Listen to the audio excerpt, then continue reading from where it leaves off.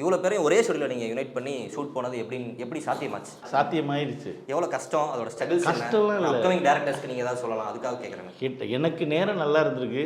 அவங்களுக்கு கேப் கிடைக்கும்போது எனக்கு கரெக்டாக கொடுத்துட்டாங்க, கரெக்டாக எடுத்துட்டோம். இதை நான் எப்படி சிரமப்பட்டேன்.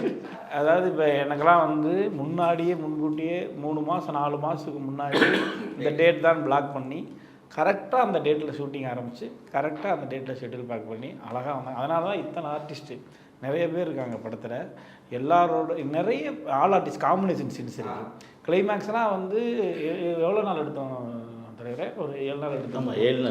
7 நாள் கிளைமேக்ஸ். 7 நாளுமே ஆல் ஆர்டிஸ்ட் காம்பினேஷன், ஏகப்பட்ட ஜூனியர் ஆர்டிஸ்ட்டு.